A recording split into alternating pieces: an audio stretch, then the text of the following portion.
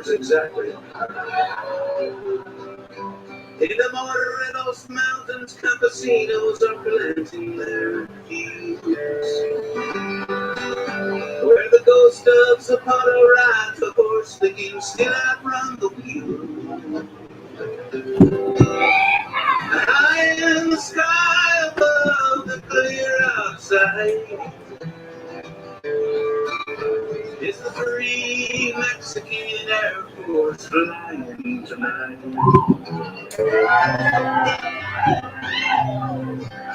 Well, there in Kentucky, a cowgirl is cooling her heels, remembering that God gave us herbs and the fruits of the field. But a criminal law that makes outlaws of those seeking life make the free Mexican Air Force Escalito riding his white horse. The free Mexican Air Force is flying tonight, flying so high. Yeah, yeah, yeah.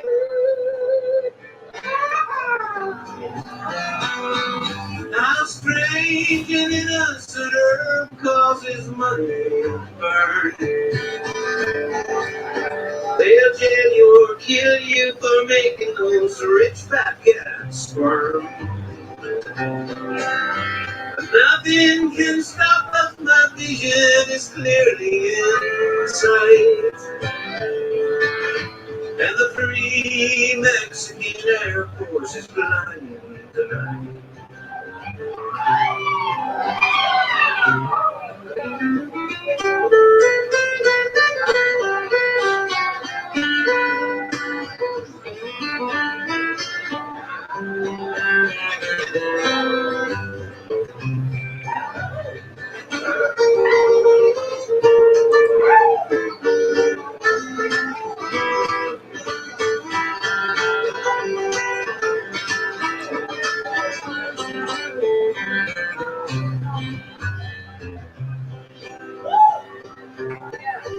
While we smoking colitas,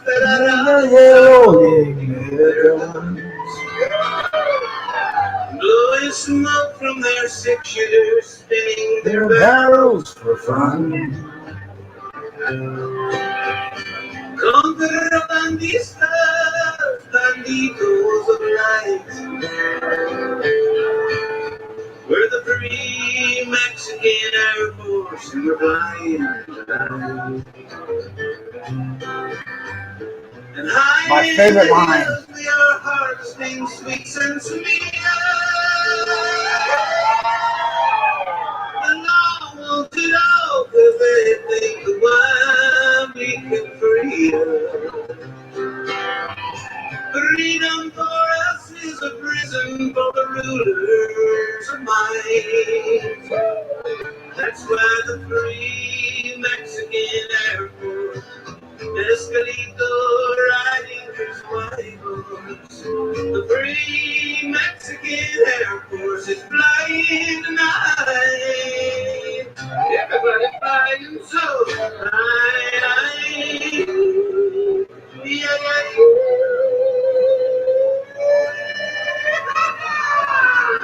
Flying tonight.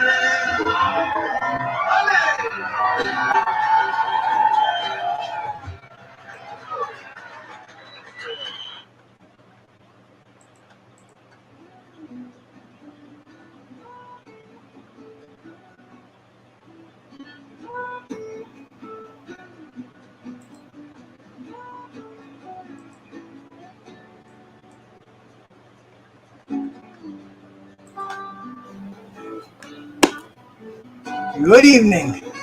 Thank you so much for coming in here. Bruce Gas here with you. With the gas. Let's see if I can get that to on in. Come on. Focus up on me. Focusing on me here. Hey, because I'm so shaky, I have to put my hand behind it. As soon as I do that, bingo, there we go. Focused in. Little AK-47 to stick in the barrel here for tonight, man.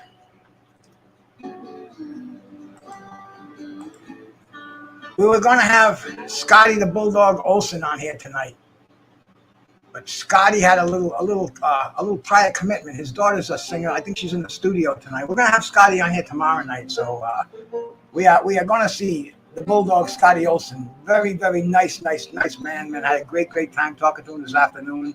And instead of rushing it, he didn't want to be on the tight schedule. I said, bro, this is the internet, man. I said, I can get guys like George Jakovic on here like that. This is how, this is the internet. We don't have to worry about anything on here, man. This is just so cool. But anyway, man, I think he's here. I think my sidekick and my driver's over here with me tonight, man. Oh, Shout yeah, out to you, brother George. Always good to be here on a Tuesday. It is, man. It is. I'm glad you're talking, because I need to smoke over here, brother. So let him know what's going on. Well, like you said, we were going to have Scotty Olson on, but he's going to do it hopefully tomorrow. And if you don't know who Scotty Olson was, he's a former flyweight Canadian boxer. Great story. You can Google him. Look his fights up on YouTube. He fought Michael Carbajal in the pros. He fought Carbajal a few times in the amateurs. Beat him once in the amateurs. He beat Wayne McCullough, really good featherweight in the amateurs. He was on that '88 Canadian Olympic team with Lennox Lewis, which I want to ask him about Lennox, because he was telling me this afternoon all about Lennox and Ray Mercer and Riddick Bowe, bro. These are stories that we love to hear. And man, the state of boxing today has got to the point where I'm ready to stick my head over the toilet, stick my finger down my throat, and get rid of all the boxing. But then, George, I can't do it, brother. I can't do it, man. Well, you know what? You have to find a balance and try not to focus on the business, because that part sucks, even though you can't escape it. So that's why you and I, we do this show, because there's no business talk here. This is just fun talk. We're either talking to fighters or we're talking about great topics. My brother Renee Box Young, he does a great podcast.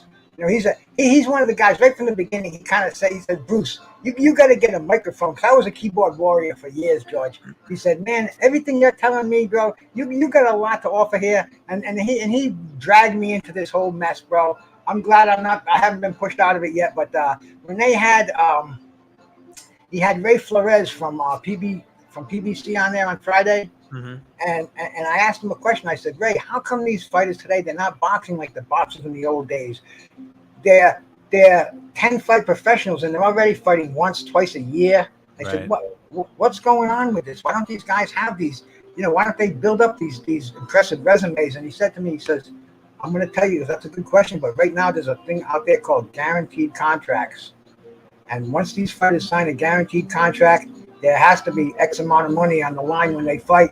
And you can't always find that on a monthly basis, on a every 3 or 4 months. So that's why they have to get the dates, they have to get the contracts, they have to get the opponents. It's so much of a business that I got it real fast, George. But I said, this is reality. This is the reality of what I've spent parts of 7 decades, man, digging on. And this is it's like a slap in the face of reality. But then again, I think about it. I hit the old Toker 2 up, and I say, damn, I'm going to get the best out of boxing while it's still here, man. Yeah, boxing's not going anywhere. It's just it's different, and they're focused more on the fighter's safety, which is a good thing. But there's sacrifices too, because you're not going to see guys who would fight 10 times in a month and 15 times, or not 10 times in a year. Yeah, no, you're right. But we did have a good run throughout most of this year of a lot of big fights being made, because almost every week you and I were doing this show, and we'd be talking about some big fight that just happened and another big fight that was happening. So, just try not to focus on the bad, focus on the good. I guess human nature. Every once in a while, I'll get one of these little, I don't know, maybe I'm a manic depressor. I think I smoke enough weed where it kind of keeps me a little on the sane side. But really, bro, sometimes I get in these things, and I look at boxing, and I hear Ray Flores, and I'll say, that's the shit, man. That's why we're not getting Thomas Hearns and Sugar Ray Leonard anymore. That's why Bud and Errol Spencer are pulling dicks up here, and everybody's pointing fingers at everybody else. And Yeah. but then again, man, we get on here, we get some real boxing under our belts, and you know, baby gets calmed down. You know, he gets to suck on mommy's tit, and you know, he put him to bed. So he's not cranky. Hey George, we got a few people in here. Let me shout them out, man. Let me thank them from the bottom of my heart, because man, you know, it's really good. And once again, man, I apologize for not having Scotty Olson on here tonight, but he'll be here tomorrow night, bro. He'll be here tomorrow night. Mr. Pads, always the first one in the room. Yeah, Shout Mr. out to you, my Pads. brother. The Skywalker. Shout out to the Skywalker. Mr. Doc, our co-host a couple of weeks ago, man. Man knows his boxing. Who's this one round with George Juck? Who's that clown? It must be a troll. You got to ban him. Let me block him. Thank you. Ban him. PGH, Big Dog, my brother. Salute, man. Salute. The Skywalker. Man, I saw a video of him today up in the fucking sky, man. That's crazy, man. Like I told him, I respect what he does, because I couldn't do it. And he's got no issue. I couldn't do that straight, and man, I ain't never straight. Well, you know, he was in the military and he jumped out of planes, so he was a paratrooper. So that doesn't bother him at all. You know what he said to me? I asked him about that. He goes, "Well, nobody's shooting at me up here." There you go. Well, at least let's hope it stays like that. Let's for sure hope Yes. that, man. Let's for sure. Yes. Iceman, my brother, man. Thank you for coming by, man. Peace to you, Iceman. Iceman, he's another one. I don't know when he sleeps. I've done sunrise shows at 5:30. He's on there. I've seen him on H Money's at 3 o'clock in the morning, midnight. Wow. What is this guy fueled on? He got that, must have that Tom Brady juice in his pocket. Well, look at you. You look at you though. You see him on at all these crazy times. That means you're up too. That's because of my weak prostate. So you got to go to the bathroom, and I can't walk by that computer without turning it on and see if anybody's talking about me. There you go. Vanity, man, vanity. Thomas Jones, my brother. Shout out to you, man. Always a great man. Always shouting me out wherever I go. I got Coach Malachi from New Media USA in here tonight, man. Shout out to Coach Malachi. Always check him out on a daily basis. He's always on there, man. Knows his shit. Good fucking good dude, bro. That's all I can say. Good dude, man. I check him out, man. BK, my brother. Shout out to you, man. Thank you for coming by. Carl Hansen, my man, from the Outback. From down under. Carlos Mendoza, bro. Shout out to you, man. Thanks for coming by. Anybody else in here? Brian Hawkin, my brother from across the way in Ireland, man. Who is Puro Sir Central BXO? D-Style, my brother. Puro Central, man. Puro, he's all over the place. Puro was supposed to get the autographed picture of Reggie Johnson. I gave Reggie a couple of emails, but he didn't get it. I'm not going to bug Reggie. I'll talk to Puro. I'll give Puro my Marvin Hagler picture if he wants it, because Puro's a great guy. I see him all over the place. Never heard a bad word come out of his mouth, man. A boxing fan, 100%. Hey, No Bruce. drama. Bruce, I got to show you something.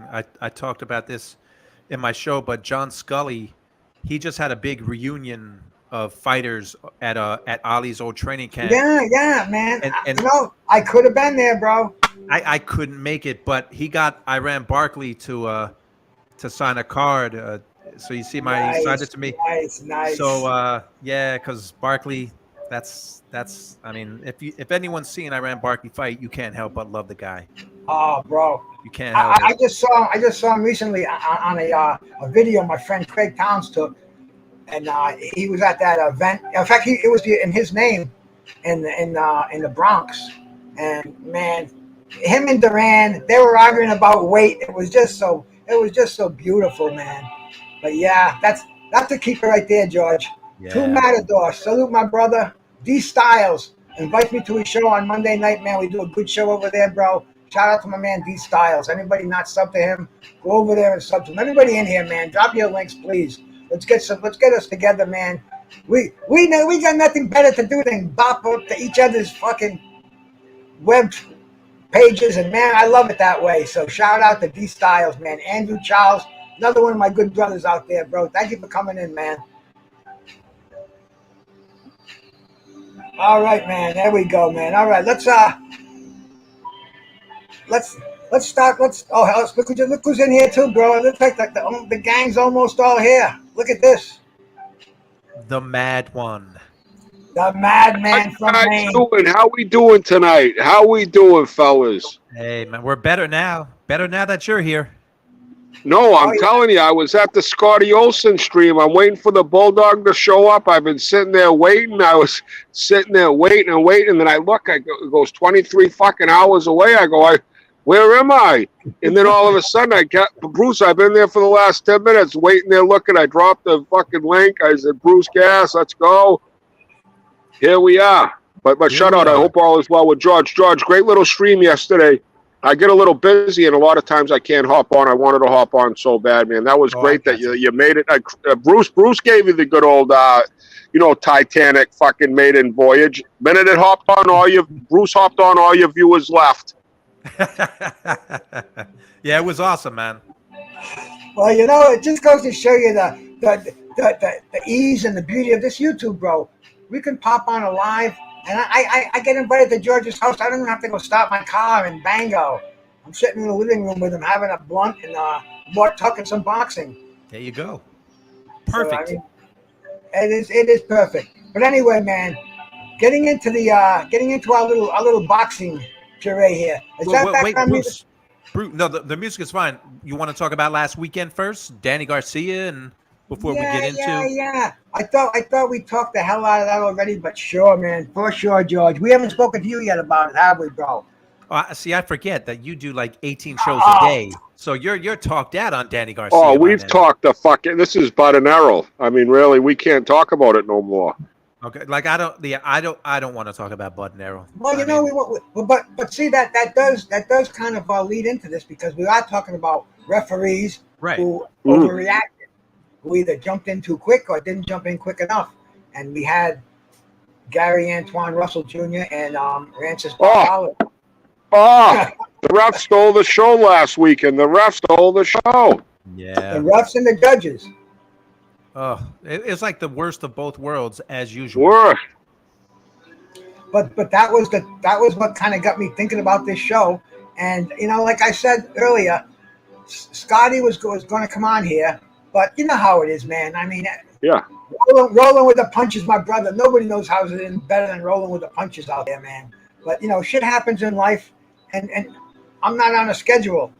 Nobody's got my head in a vice, so it happens tomorrow. But I figure we do this anyway at this time. I didn't want to cop out, so I said, man, we saw a real shitty decision last week, a real shitty stoppage, and that's what everybody's talking about. Like Matt Chad just said, man. The judging of the Danny Garcia fight. One guy had it a draw.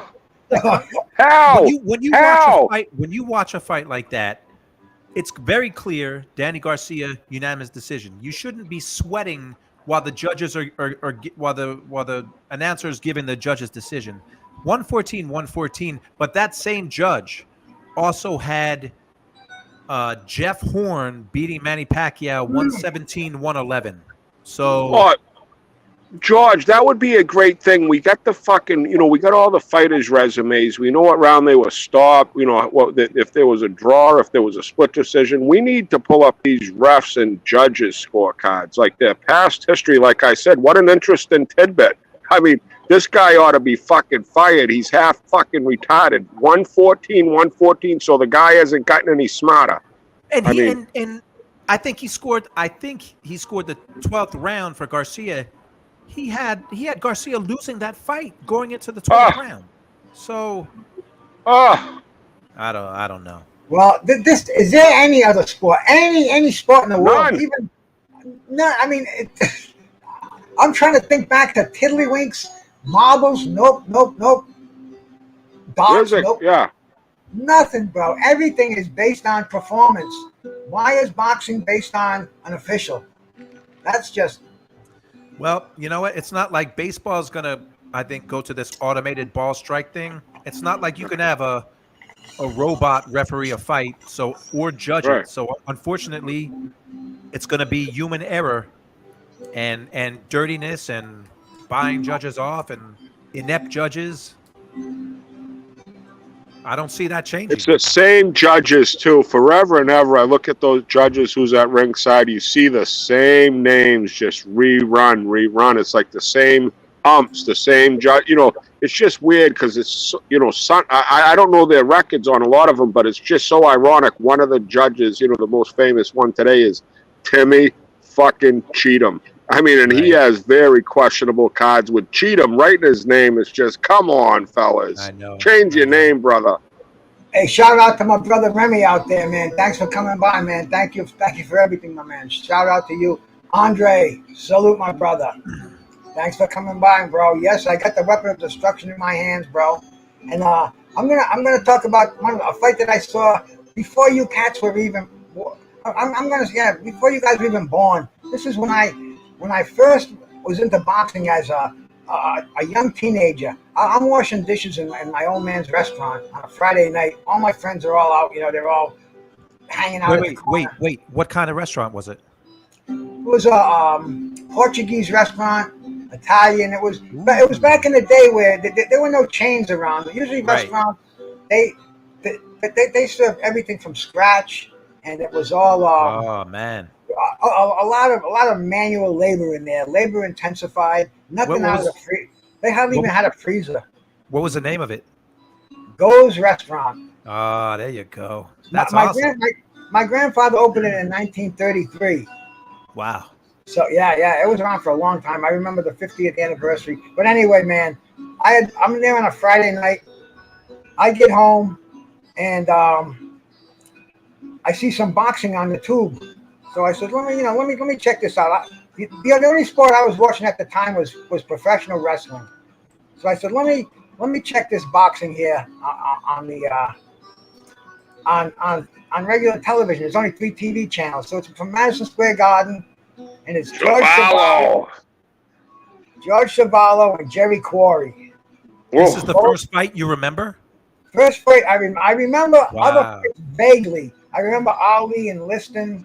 I remember hearing about Floyd Patterson, but this is one of the fights where I stood there and I'm like, wow. Look at these guys. They're beating the hell out of each other. Jerry Quarry, I mean, I'm not going to watch the whole fight, but I'm going to say Jerry Quarry was winning the fight pretty handily. Jerry Quarry was the great white hope in the 60s and the early 70s. And he was from California. He was good enough to beat everybody except Ali and Joe Frazier, it seemed. You know, he was the quintessential gatekeeper. You had to get by Jerry Quarry to get a title fight. And anyway, the guy that he's fighting, George Chuvalo, he's out of Canada. I want to talk to Scotty Olson about this guy. This guy had a Tex Cobb chin. You could hit him with a sledgehammer. I think he had about 100 fights, never went off his feet. Never got stopped. Never got knocked down. He got stopped by cuts. Ali stopped him on cuts, Frazier, but nobody ever knocked him out. George Foreman couldn't stop him. So anyway, he's on here against Jerry Quarry, and this is at Madison Square Garden on a Friday night, national television. I think it was. What year, Bruce? We talking? What year? 1970. 70. Wow, I'm 1 year old. I think I was about 14 or so, and they started off this fight on even keel, but you can see Jerry Quarry's got the faster hands. Look at the footwork he's got. He just was more of a scientific boxer, and these guys are heavyweight contenders. Neither one of these guys go over 210. Quarry's lucky if he made 200. They were by today's standards, they'd be cruiserweights or in that bastard weight class there, the Bridgerweights everybody talks about. But this was an interesting fight. I'm gonna speed it up a little bit here so we can get more towards the we'll go towards the end of it here. Yeah, Chuvalo was 217, Quarry was 202. Right.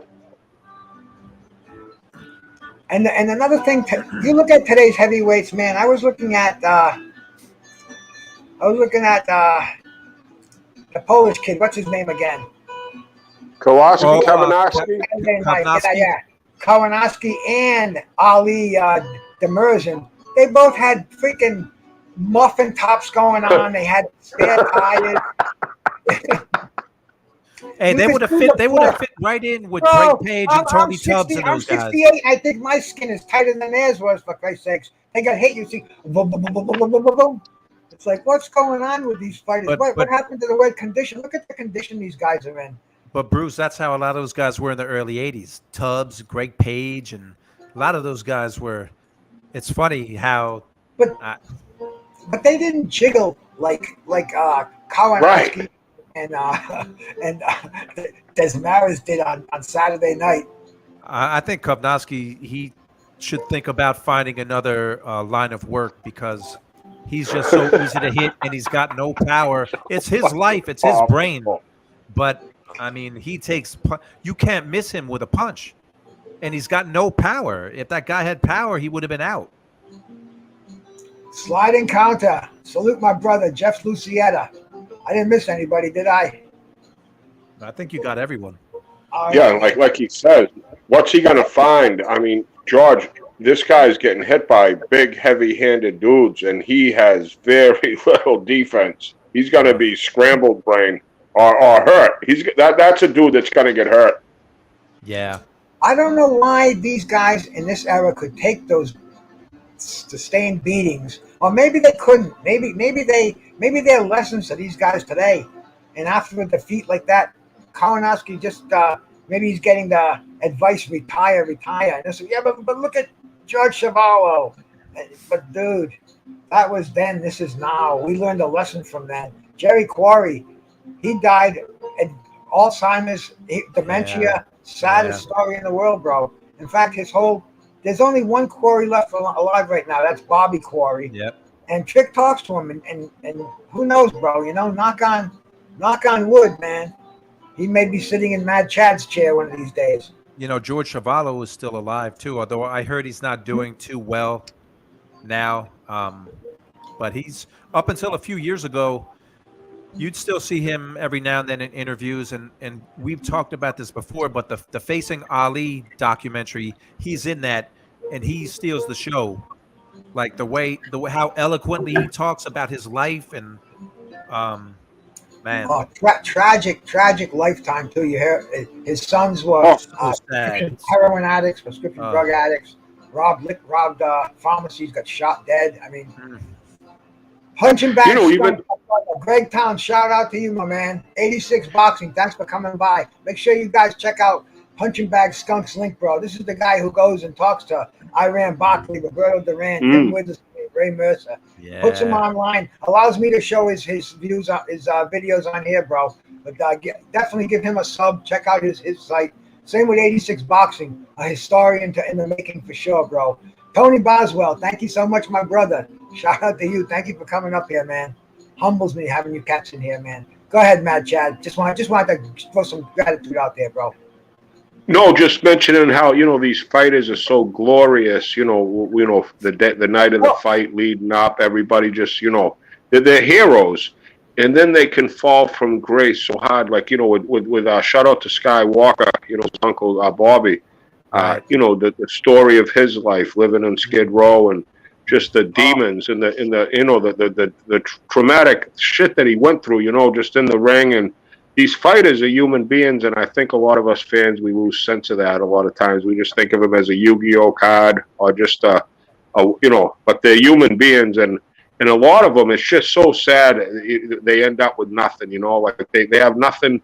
Like, I don't know, it's just sad. It's sad that you can fall from grace. I don't think there's another sport in the world where you can be such the king and such the outcast, so to speak, overnight, so to speak. Not overnight, but I think the fall from grace as a professional boxer is the toughest pro sport thing to overcome, because it's just, that's just my opinion, you know, and I could be way wrong. I think a lot of people have your opinion. Look at three of the biggest names ever, Ali, Joe Louis, and Sugar Ray Robinson, and they all just at the end of their lives, you know, they were damaged by boxing, and it was noticeable. So it's no, I don't, that's your opinion, that's my opinion, and you're right. Like Bill Russell went out at 88, you know, kind of, you know, he went through a lot. I'm not saying he didn't, but he wasn't getting punched. His liver and He had bad Joey knees. Corey. Wow, this is the end of the fight. I'm sorry, guys. Sorry, Bruce. Sorry, buddy. Watch. No. Just check this referee out, man. 10. He counted him out to 10. Oh. He was on his knee. He's like, what the fuck? What the fuck? That was weird that Quarry went. Yeah, let's back go back. down. Let's go back and look at this one more time here, man. Yeah. Very questionable, though. See, Quarry went down. I was watching this at home, and I'm like I said, 14-year-old kid, and I'm like, whoa, he got up and watch what his corner after this fight is stopped. Watch how his corner. It's almost a riot here.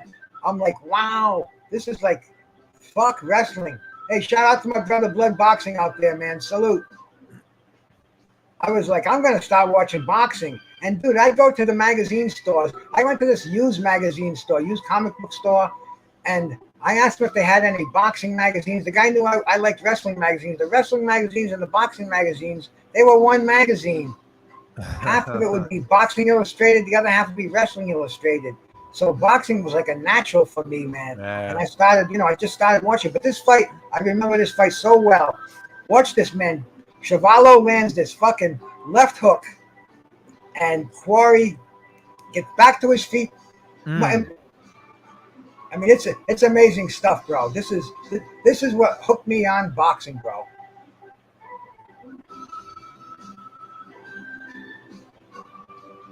Quarry in the green trunks. George Chuvalo, black trunks with white stripes. Yeah, look like Chuvalo was hit. Whoa. Left hook right on the top of the temple. He's out. And he took, I think, maybe just he's looking at his corner, and he's not looking at the referee. 8, 9, 10. Get up, get at 9. Get up at 9. Whoa. Wow. I think they told him to take a knee, George, maybe. They had to. I think they did. And Chuvalo, Derek Clark, my brother, salute. Wow. Is that the same ref that called off that other fight? Is that the guy's father? That looks like the same ref. It does, bro. It does. Well, it does. Look at Jerry. He's a time traveler. He's a fucking time traveler.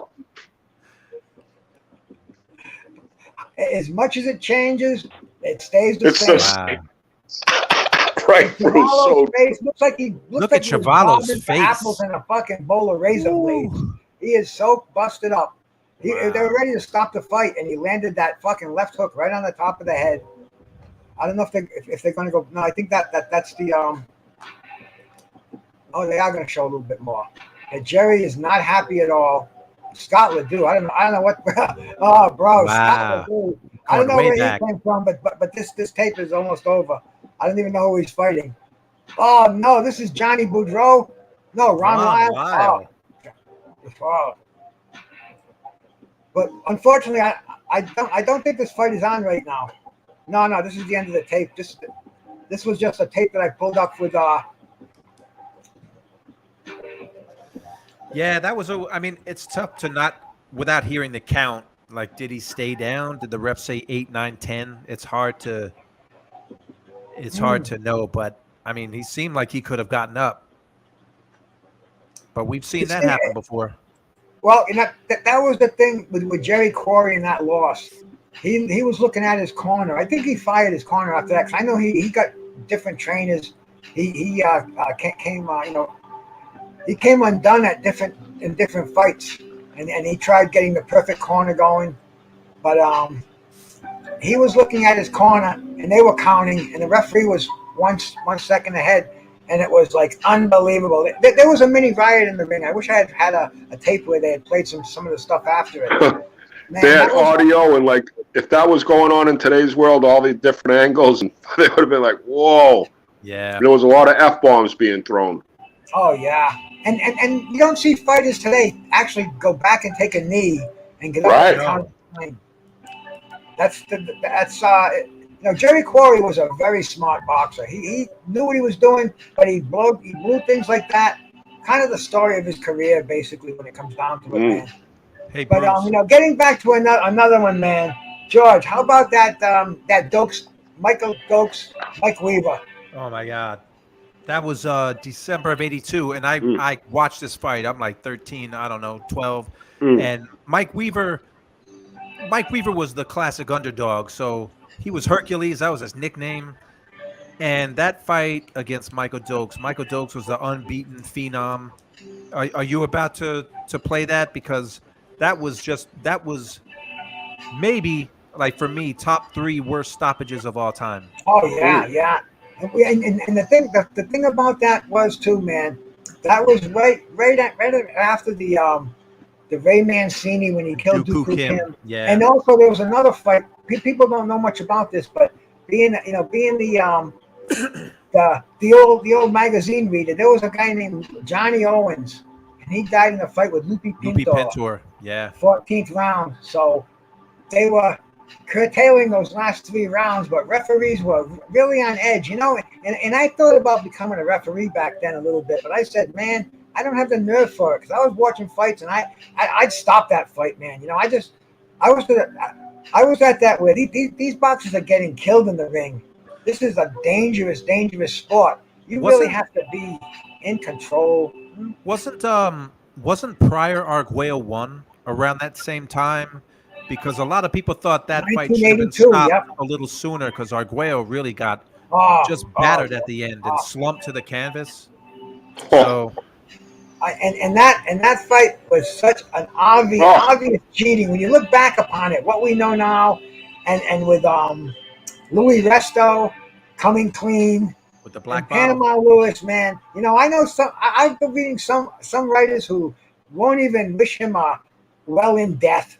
They're hoping he's roasting in hell. I mean, some people really they got the shits on the late Panama. Do you know how many cheaters never got caught? That's all I'm gonna say. There's a lot that are fucking heroic heroes that were the dirtiest. How many times did Panama get away with it? Right, right, Bruce. How many times did he? How many times did Margarito get away with the hand wraps before he got caught? So, Joe Lopez, 40-ounce. Salute, my brother. Just a lot. I think that was a great year of boxing, man. I remember watching the Dooku Kim Mancini fight live on ABC Sports, whatever it was, live. And Dooku Kim keep telling Ray Boom Boom to come in the corner. He'd stand right in the corner and say, "Come on, come here, come here." I mean, and he left on a stretcher. I believe he ended up leaving on a stretcher. But I remember watching that fight live, and it was game changing for watching a sport where someone dies. Yep. Look at Keith Jackson. Yeah. Legendary Keith Jackson. So 1982, you said, Bruce, was a good year for boxing, but Mike Weaver wouldn't say that because of this fight. Mike Weaver is a guy we need to get on this show. We got to get Mike Weaver. George, I swear I thought about that yesterday. Perfect. Thinking about, because I saw him on a show, and yes, we don't want to blink in this fight. This fight only goes a minute and a half. But Mike Dokes, one of Don King's boys. Don King was promoting the hell out of Mike Dokes. His first title shot. Don King. Nice feel-out round. Oh, beautiful left hook. Knocks him down legitimately. First round knockout. But Weaver's a notoriously slow starter. Weaver takes a while. And Dokes knows that. Dokes had a good game plan. Mm-hmm. And look at Joey Curtis, man. That fucking Joey Curtis. And now here we go. This is the most bizarre stoppage. Show me a reason to stop this fight. Looked like he was about to stop it a few seconds ago. Well, doesn't take. It's not much longer.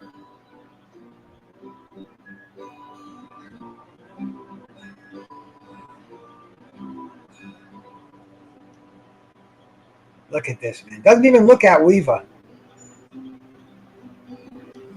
It looked like he was just breaking up the clinch, and he stopped the fight. Yep. And this is there goes Dokes with the bizarre laydown. Yeah. Oh yeah. I've seen a few fighters do that after they win a title like that. But Dokes, he was all coked up. He's all boozed up. Dokes was God bless Dokes was a killer. Could he fight and take a punch? Wow. Oh, he had hands that made Andy Ruiz's hands look like they were underwater. Dokes was so gifted as a heavyweight. He had so much speed, and he had. But here you got Mike Weaver, who I just read an article about these fights, and they had a rematch in May of '83. I thought Mike Weaver beat his ass for 15 rounds, and it was a draw. And Weaver said after that, he said he still fought on, but he knew he couldn't beat the system, and he probably wouldn't get another shot. Even though he did get another shot, he was past his prime when he fought Pinklin Thomas. But yeah, this is when there's a stoppage like this, it really can deflate. Look at this, George. Fuck. Oh, they weren't happy with the stoppage, huh? Look at this! Look at the Caesar's Palace guy Really, man. with the costume on. I'm out of here, George. I'm out of here. He needs a spear. That's awesome. But yeah, this was a cool little follow up they did on it. And what the hell? We're gonna listen to a little bit of The challenger in the white trunks. The right hand missed the left hook. Good left hook. Weaver, no question about it. He immediately Another left hook. The second left hook knocked him down. Now watch how Weaver gets up. Wasted talent, Michael Dokes. He walks into his corner. it's the hard stuff, George. That's why I stick with the weed, brother. Weaver nods his head, says he's all right, and comes back out. Now Dokes comes to the attack. Most of that is being blocked by the arms of Weaver.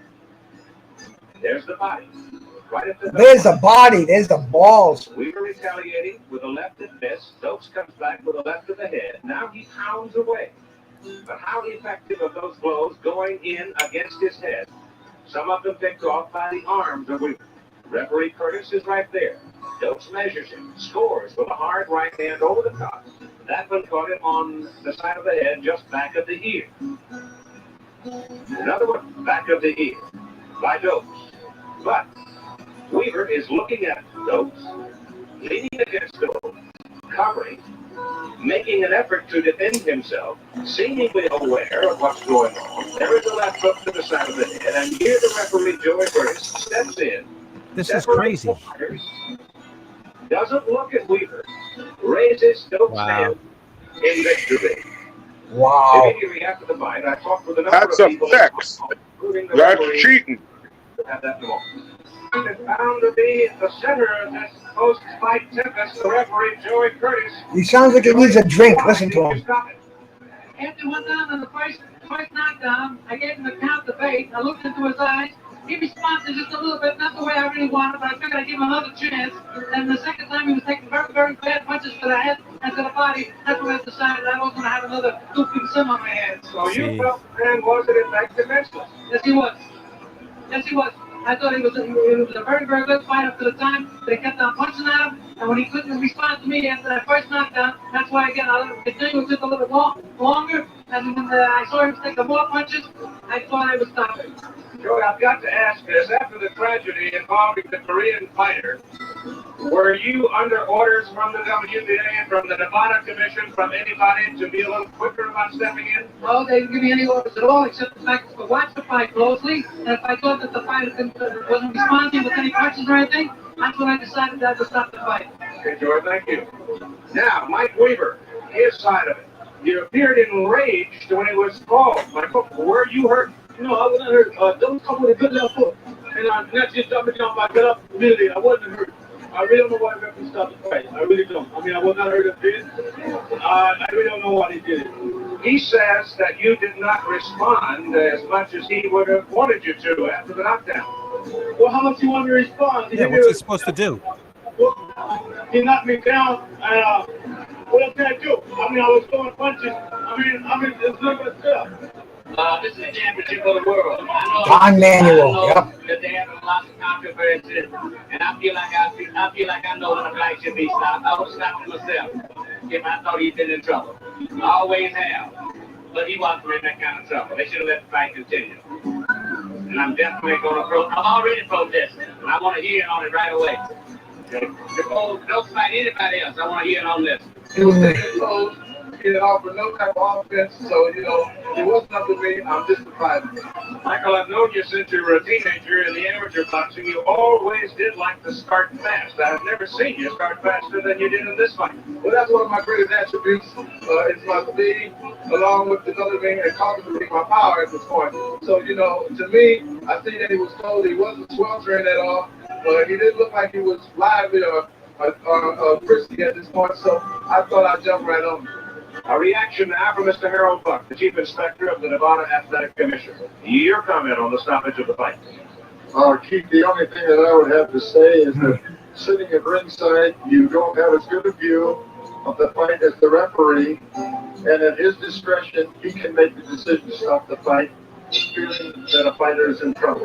Now a word for the ring position assigned by the Nevada Athletic Commission. This is a good doctor. Seen goodness knows how many fights. Championship. This was a doctor in Hagler Hearns. Your reaction? My reaction is the fight was stopped too soon. You had no access to the fighter, did you? You did not take a look at it. I did not. Should you not have been called for a consultation? I would have certainly thought that that would have been the proper thing to do. From your position on that side of the ring where Mike Weaver went down, did he appear hurt to you? He did not. The referee, Joey Curtis, said that he took 4 hard right hands to the head, and that was why he stepped in. Those I saw, but if you have seen Mike Weaver fight before, you'll know that he is a very slow starter, Keith. I have seen him personally take quite a few punches from Coach Z, knocked him out with 1 punch 3 rounds later after taking 9 rounds of a pretty good pummeling. I have seen him, and you saw him too. I saw this on television in Knoxville, where John Tate. 15th round, 1 punch, Mike took him out. Mike is a slow starter, and I definitely think the fight was stopped too soon. I must admit, of course, with all the controversy which has happened lately in the fight game, that I can give the referee a plus on that. But by the same token, this was a championship fight, and I just feel it was stopped too soon. Thank you very much. My pleasure, Keith. Well, that's a look at it, and those are the opinions of those directly involved in the WBA Heavyweight Championship fight. From where I was sitting, it appeared the stoppage might have come prematurely. This is Keith Jackson in Las Vegas. How much better was it back then that they interviewed the ref, the fighters, the doctor, the commissioner? They talked to everyone. And today they won't talk to everyone. There's no accountability. You can score whatever you want. You can stop a fight, and you can't talk to the commission, the ref, the doctor, no one. That was a great job ABC did back then. Yeah, yes, it was, man. I watched that the other night, and I saw it, and I said, instead of just showing the fight, so we're gonna go through that, and like you said, man, it was thorough. And Dr. Donald Romeo, he was the doctor at the Hagler Hearns fight, and he's, as you can see, he's more of a fight fan than he is a doctor, and he knew that fight had to continue. He knew Marvin Hagler because he'd seen Marvin Hagler fight before. That blood wasn't going to stop Marvin Hagler. Like he said, he saw Mike Weaver fight before. He knew that Mike Weaver was pummeled by Harry Coetzee for, God, was it 10, 12 rounds? Yeah. Before he bopped Coetzee with 1 punch and knocked him out. But how thorough did that broadcasting do on the story post-fight? That was beautiful, with the legendary Keith Jackson going each layer, talking to each person and part of the crime. I mean, today you don't hear nothing. It's just done. It's just done, forgotten until the next one. I mean, at least back then it seemed like there was some accountability, or at least getting their side of the story, which that was a great job. I would love to see more of that. Transparency. You just said it. That was so thorough. Every angle, every opinion, leave no stone unturned, bro. That's what they should be doing in boxing today. With that stoppage the other night, referee, ringside physicians, cornerman, whoever wants to say something on it, it's relevant. But yeah, that was beautiful. ABC did a good job on that. This was the closing of it. Let me just see if this. You heard Mike Weaver state in his own words that he thought the fight was a setup. Many questions have arisen since that bout. Was the fight stopped too soon? Will there be a rematch? As Nick Garcia, the WBA supervisor at ringside that night, has recommended to the WBA. My recommendation to WBA would be for a rematch because of the controversial ending. It's a very unusual ending. There's been many comments, letters, and phone calls that I've received. And from what I understand, some of the people seem to think they thought the fight was stopped too quickly. Yesterday in Las Vegas, Mike Weaver sent a telegram to the Nevada Athletic Commission stating that he did not mean to imply that the commission was involved in any, quote, fix, unquote, of the fight. Weaver went on to say, quote, the sudden decision and the fact that I was so upset led to my unfortunate remarks, unquote. However, attorneys for Weaver have still officially protested the fight and have also requested a special hearing with the Nevada Commission on the conduct of referee Joey Curtis. The WBA has set a scheduled date of December 27th in Panama to act upon the controversy surrounding the Weaver-Dokes fight. Earlier, I talked to the president of the WBA, Gilberto Mendoza, about Weaver's protest. Mr. Mendoza, do you think the fight was stopped too soon? Well, I think the fight was stopped soon by the referee, but the WBA respect the decision of the referee. Well, I understand that. Referees can make mistakes sometimes, though, can't they? Well, the referee are human beings and they can make mistakes. Now, if you say, in view of the fact that you say you thought it was stopped too soon, will you make a recommendation at your meeting on the 27th of December for a rematch? I had to wait for the report of the supervisor of the fight, who was Mr. Nick Garcia from Chicago, Illinois. According to the report of Mr. Garcia, we are going to analyze the situation and we are going to get a decision about this situation. Well, Mr. Karasiotis has already told ABC that he is recommending a rematch. What I know about that is the Garcia is going to recommend a new opportunity to Weaver, but I don't think he's going to recommend specifically every match. Well, in the hurly-burly world of professional boxing, I guess the only thing we can be sure of is that Michael Dokes is the new WBA World Heavyweight Champion. We'll be back with the champion. We'll see you later, Tony Boswell, man. Boy, poor Weaver. First he gets screwed by the ref, and then in the rematch he gets screwed by the judges. Yeah, that rematch was that was a great fight too. That was a war back and Great forth. fight, 15 rounds. Mm-hmm. And like you said, after that, Weaver was never the same. I was rooting for him when Pinklon Thomas. Me too. I was saying, come on, Mike.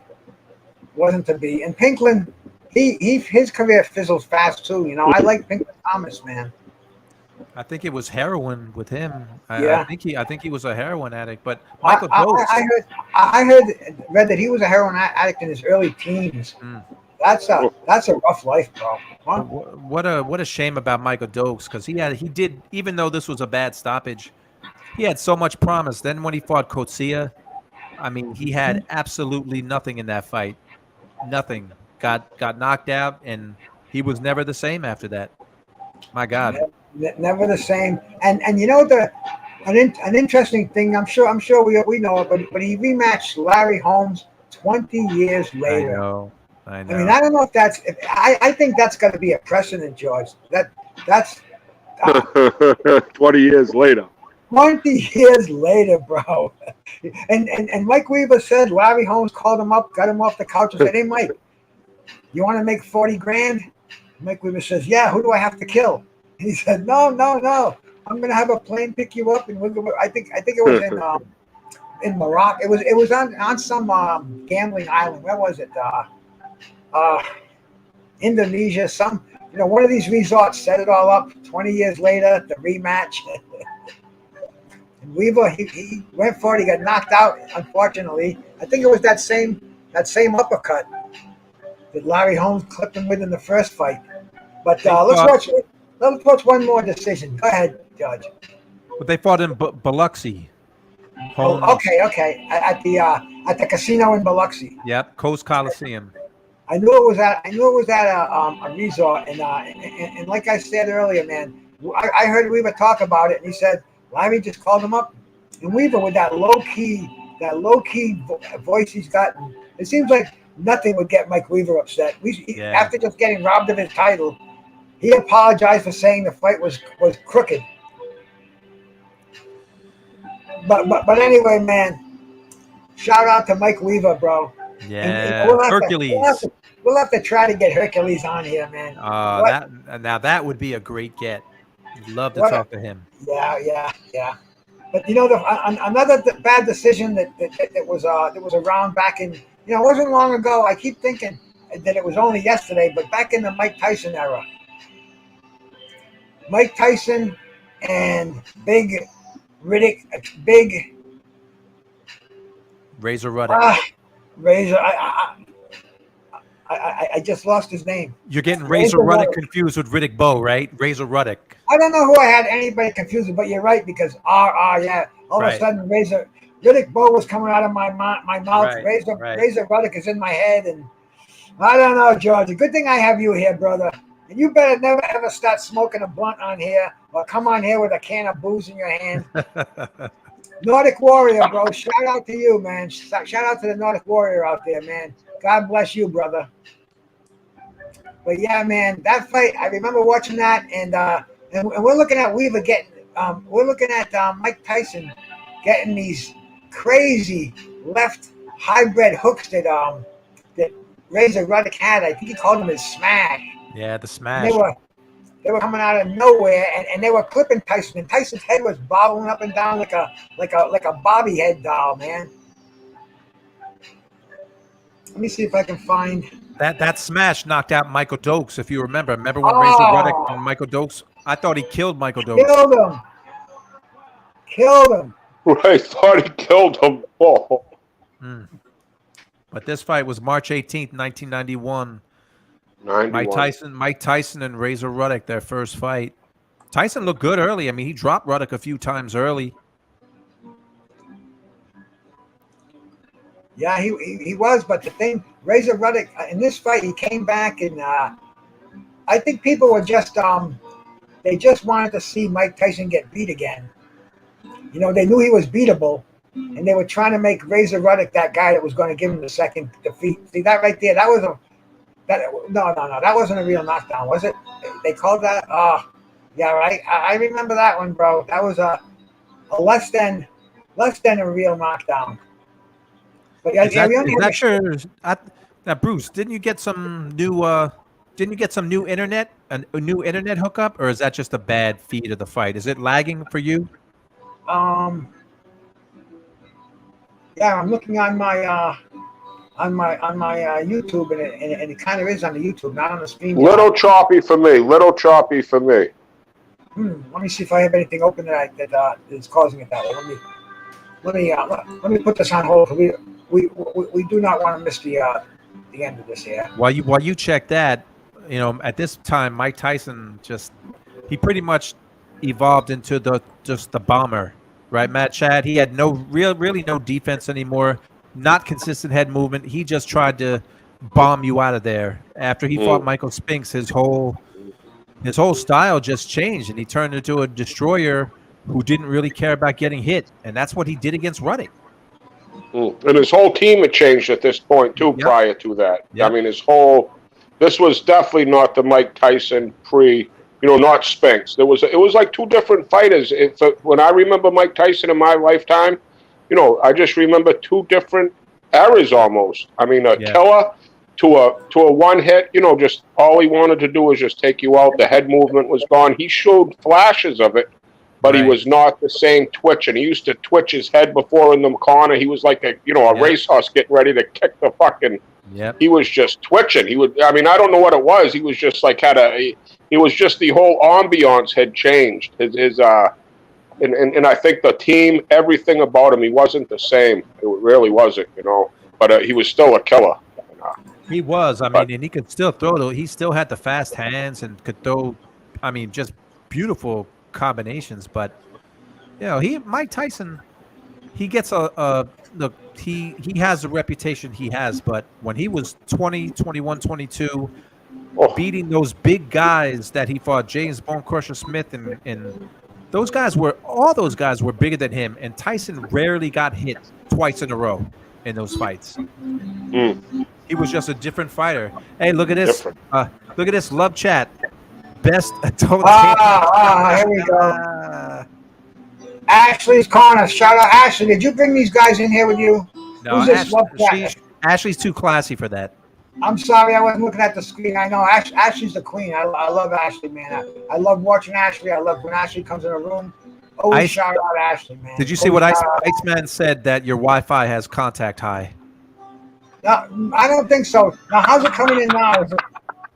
Is it That's what Iceman said. It looks like it's still lagging a little bit. Wow, man! Like every few seconds, it'll just stop. I wonder if it's the because it's so hot around here. Maybe we're getting the electricity is it could be pigeon. There we go. The gabapentin. Oh no, bro! I got off that stuff, Remy. But anyway, man, this fight right here, Mike Tyson and Razor Ruddock in their first meeting. And as you can see, you're going to see, I'm putting on more of the fight right here. No, actually, this is highlights too, so this is cool. But if you keep your eye on it, you're going to see Razor Ruddock with that left-handed hybrid hook uppercut smash. And I'm sure we're going to see some highlights of it here because this is just the highlights, not the whole fight. But Mike Tyson never stopped coming forward. Even he showed us he can take a punch well, because just before this he was knocked out by James Buster Douglas. And there's that smash bang. That hybrid crazy left hand of Donovan Razor Ruddock.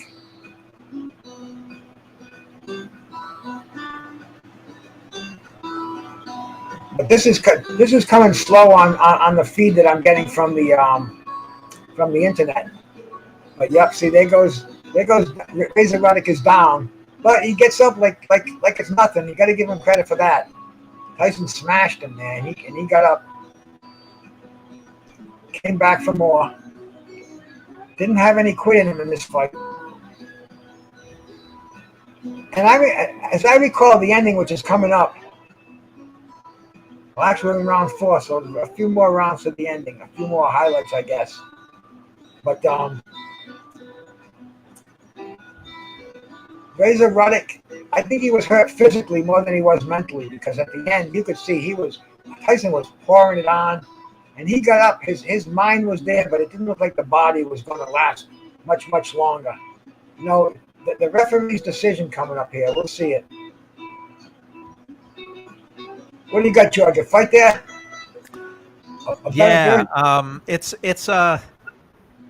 It's one we can talk about. It's Kostya Tszyu and Zab Judah. All right, we'll throw that out as soon as this one's over, man. And there's only a few more minutes of this. This is highlights. And is this dragging on us over here? Mahogany Roots, sister. Salute, man. Thank you for coming by. Talking about some boxing over here, man. Talking about referees prematurely stopping fights in this portion of it. And I can't believe I have internet issues, man. My computer should be running fine, but I'm looking at the film of the fight I'm getting in there. It seems to be lagging out, but you can see Tyson is just hammering Razor Ruddock. He's landing some bombs in there. And like I said, once again, you got to give Razor Ruddock a lot of credit, man. He was just standing up to it. But see, he's using that old defense, man, that old Ali, put your hand out and hold him. Yeah, Ruddock was a big dude, man. I thought when he fought Lennox Lewis, I thought he was going to beat Lennox Lewis. I did too. I thought this was going to be Razor Ruddock's time. But unfortunately, Lennox Lewis just shined against Razor Ruddock. That was Lennox's coming out party.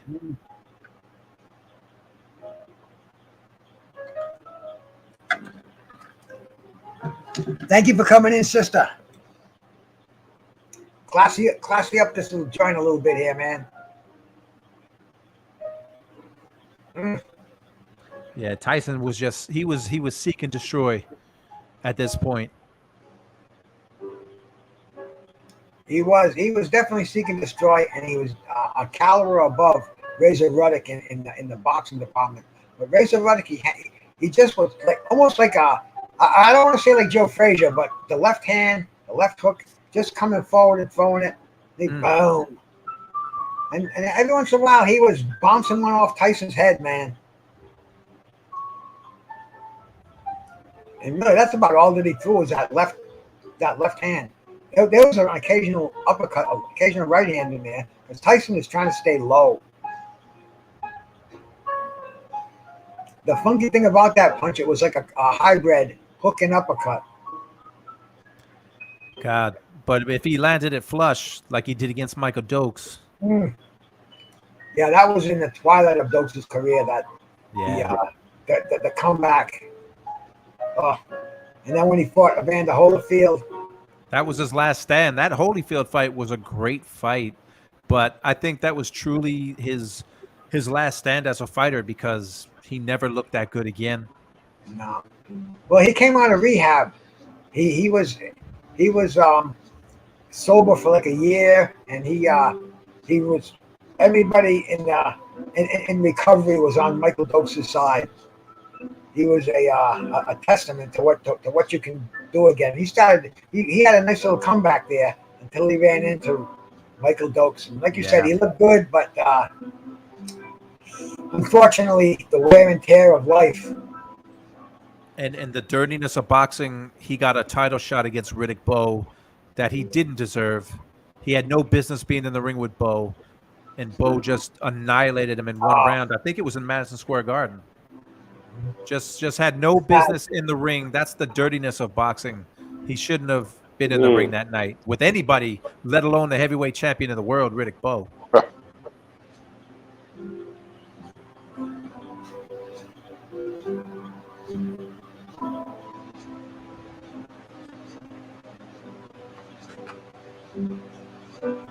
The stoppage is coming up.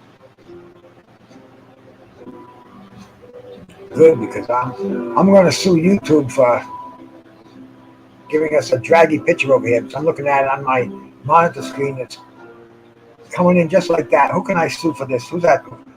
Who am I pirating this from? I don't know, man. God bless you. Wow. Look at that. Yep. The stoppage. Stop right there. Yeah, that's just to stop it and not give him a standing 8 because the ropes caused, that's why he didn't go down. That's a standing 8. That's a classic. Give the guy a count. Look at him. Talk to him. And look who that referee is too. Yeah, well. Is that Richard Steele? Yep, sure is. Sure is. And now, you think Mike Tyson said, we're going to do it again. We're going to do it again. Don't worry. But yeah, there was commotion after all these crazy stoppages. Look at this man. And then, after almost every Tyson fight, when he got to this point, there was something crazy in the ring. Look at these green jackets. Wow. But yeah, man. Now, George, what do you want to bring us with us on this one? So you're surprising me, my brother. So it's Zoo. I thought about this because before we saw Jerry Quarry get knocked down and he took a knee. This fight right here, Zab Judah and Katya Zoo, it was 140-pound unification.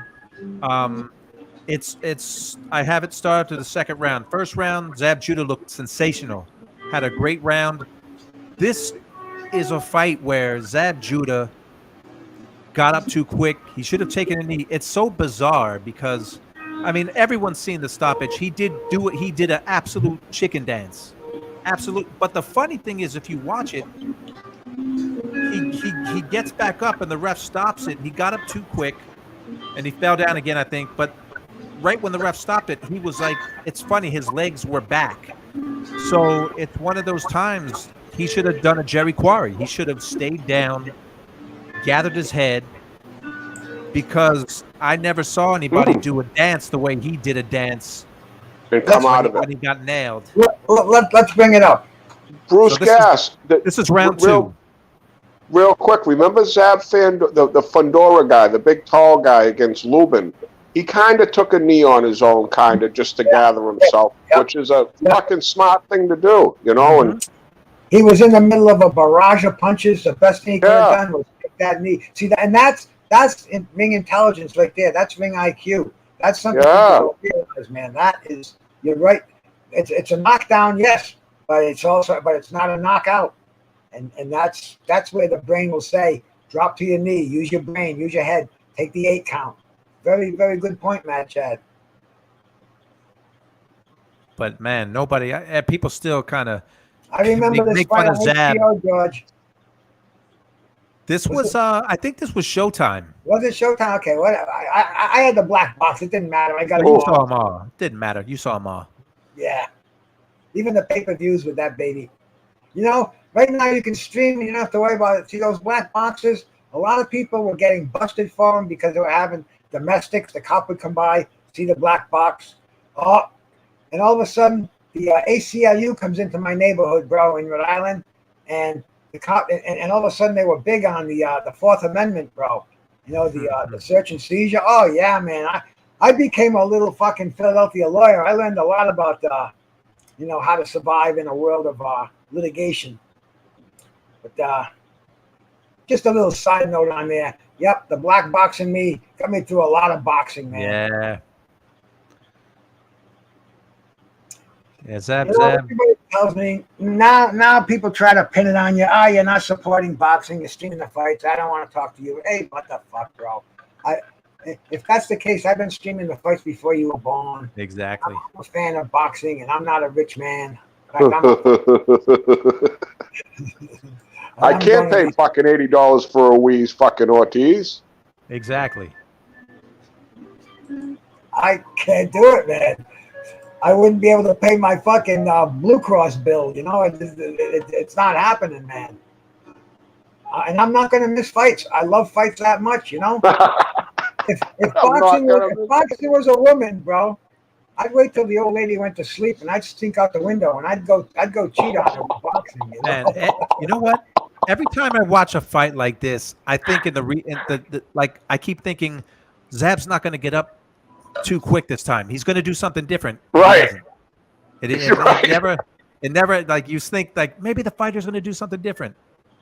I thought Zab was picking Costa apart in this fight too. I thought he looked great in the first round, but he just now he hit his head. He should have never. Look at his legs.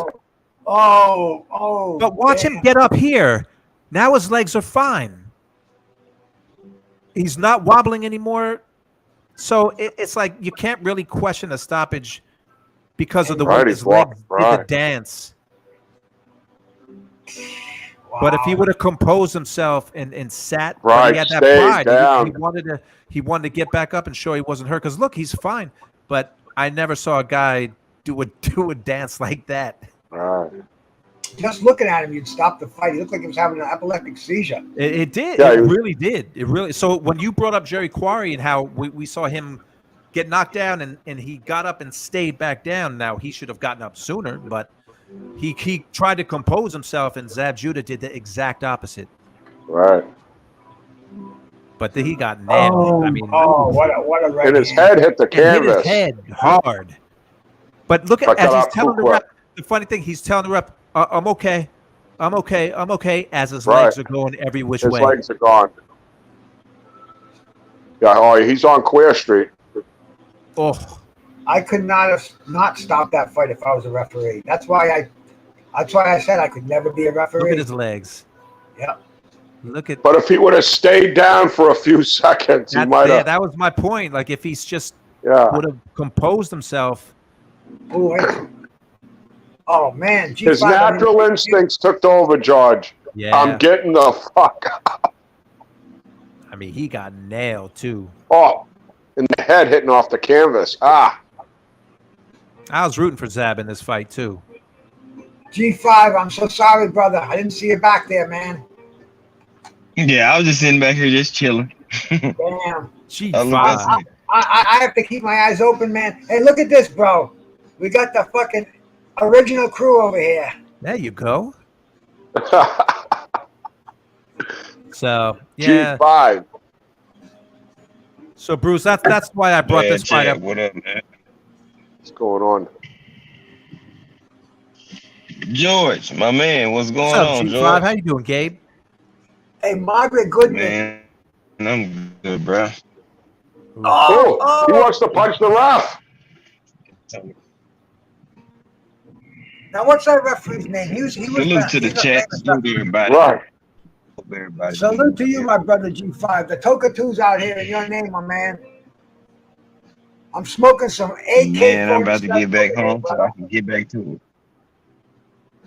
Yep, Oh, Zab yeah, Judah yeah. was fucking Okay. pissed. I remember him grabbing that. Look at that. Look at that. Oh.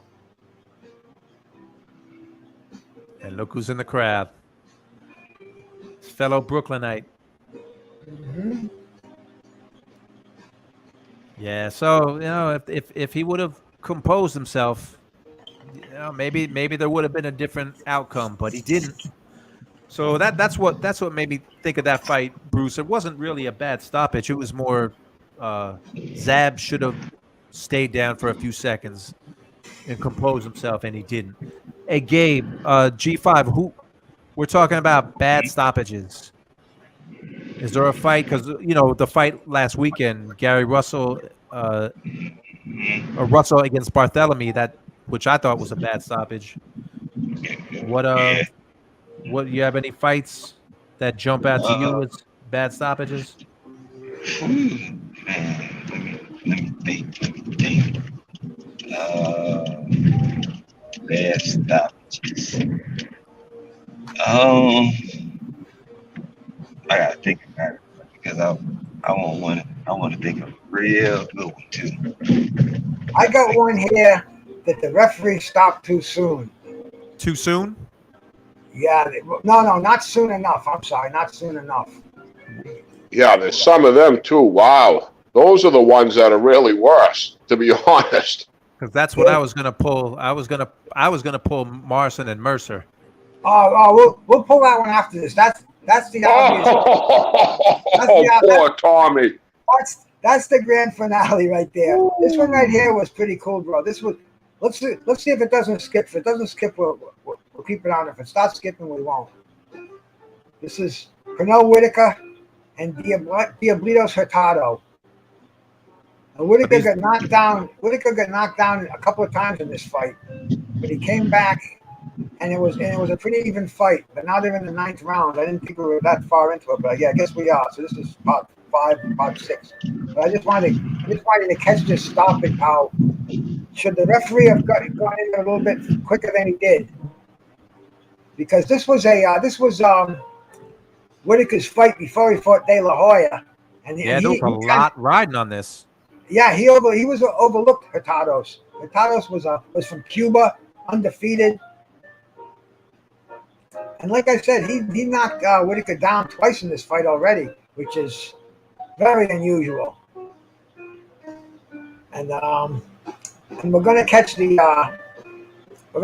last round here of the fight, and an incredibly stoppage by the referee. Is somebody else back there, man? Did I see up G5, Mad Chad? All right, man. Troy Graham, man, salute to you, my brother. And D-Ray. Hope nobody snuck in here and I wasn't looking. In fact, I hope you did, man. Make sure you hit the thumbs up button. I appreciate you coming in here. I got the original crew here from Tuesday Night Fights, man. I got Mad Chad, I got G5, I got George Jakovic, and I got Bruce Gass. And we're talking fucking referees who fucked up one way or another. We just watched some referees who stopped the fight too quickly. Now we're going to watch some referees who didn't stop a fight quick enough. G5, you come right back in, man. I'm keeping an eye in the back room over here, bro. Oh, look at this, man. Whitaker was not happy here. Got his warning. He lost a point for that, hitting behind the head. That was a blatant. You remember, Whitaker got knocked down twice in this fight. He was not a happy camper. And Whitaker has payback on his mind.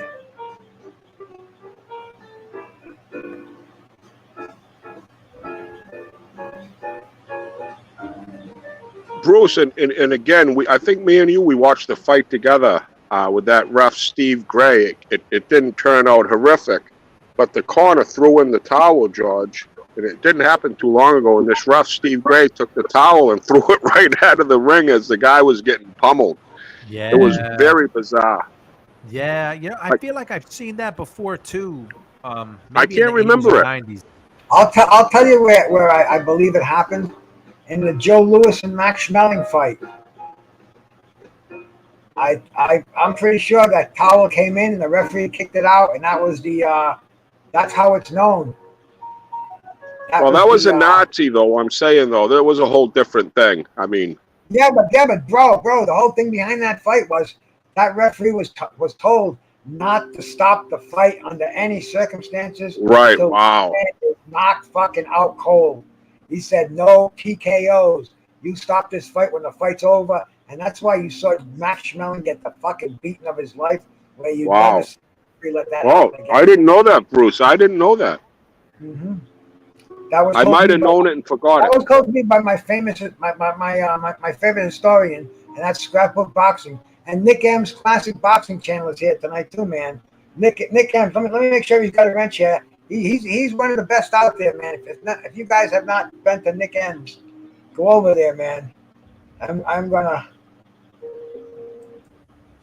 add him as a moderator. He just opened up a live channel the other day. I was one of his originals on there, and shout out to Nick M, bro. I feel like a peasant over here amongst a king. Nick M is he's the man of documentaries, bro. We're just fucking around over here, Nick, man. We're a couple of ham and eggers over here, man, compared to you, my brother. But we're watching some premature stoppages or some late stoppages. And this fight, I remember this fight as Pernell Whitaker's comeback, and Pernell Whitaker showed us a side to him that hadn't been seen until this fight. And what's going on here? What's that referee doing? Tucking that tape underneath? Must be some tape coming out of the glove here, man. Oh, man, Whitaker is such a beautiful thing to watch, and he's fighting a very talented Cuban boxer. Hurtado's got side-to-side movement. He's not moving straight back at all. Whitaker's just a smart. Whitaker's probably one of the greatest defensive boxers of modern times. He was in the Wilfred Benitez class. You couldn't hit him. You'd be so frustrated. And it wasn't on the back foot either. This guy was in the pocket. Oh, yeah. Well, you watch him against Chavez. What a beautiful fight it is, man. Yeah, he's another one gone too soon. My brother, man. Damn it. I'm getting my eye operation within the next week or so. I'll have my 20/20 vision back again. The Hawk will be here. I'll be able to watch the back room. I got the studs in the love chat over here too, man. Nobody. If you're gonna go there, wait till after we're done here, man. We got some boxing to talk about. Then you can go there, man. Just be careful. If they ask for your name, tell them it's George Jakovic. You'll be okay. In fact, they'll probably give you the senior citizens repeaters discount over there if you say that. So, George, you get your freaking flyer miles jacked up there. Bruce, my phone's dying. I'm going to try to come in on my computer. My phone's dying here. I'm going to try to come back on my computer. What a fun show. Everybody hit the like. Everybody swinging by. We got the Musketeers up here. We got great fights, shooting the shit. Great show, Bruce, always. Tuesday night fights, man. Big shout out to Tuesday night fights. I'll be back, Bruce. I'm going to hop on my computer. All right, Matt, Chad. We'll see you in a few, bro. Yeah, stream you are keeping me the hell out. It's crazy, man. Just what are you touching that? Just kick me out. Damn. Yeah. Like I said earlier, my stream is lagging on the YouTube stream. It's okay on the StreamYard one, but I don't know what's going on. And like we said, I get this gaming computer. I got to get my guy to come down again, bro. He called me up last week, and he was in the hospital for a few days. He's an old man like me, but he doesn't take care of himself like I keep trying to tell him to do. And he's having some problems now, and damn, I hope he's all right, because this guy was like he was like a squirrel. He used to clean my chimney for me back in the day, and then he went to computer school to New England Tech, and he came back, top of the class. His kid never even graduated high school, and his kid could graduate Harvard. Whatever internet school they have, his kid is just unbelievable. But anyway, man, I hope the old man's good again. If he's listening to me, man, shout out to you, brother. And gotta get this computer. Maybe it needs some oil or something. I don't know what you do to it. Maybe it needs an oil change or. Oh, here we go, man. Watch Pernell Whitaker. Watch this son of a bitch. He just went left hand crazy. Look at this, man. Stop it. Stop it. No, I don't think so. Now look at that position the back is in. Damn.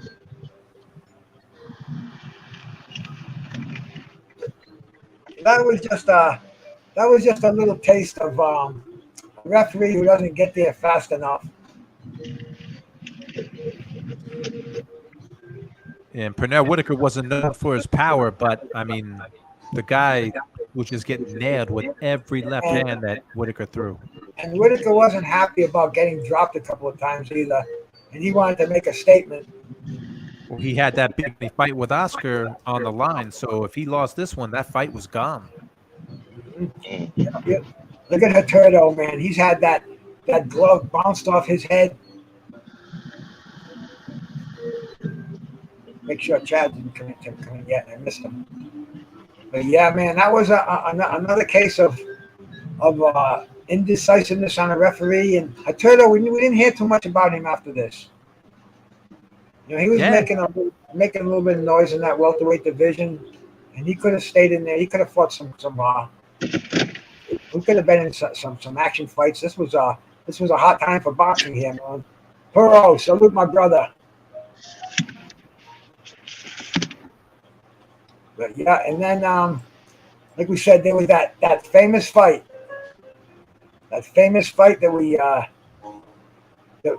can remember. That was what, George? That was 94. Tommy Morrison and Ray Mercer. 93. I think it was 93. 93. But yeah, this was a fight, man.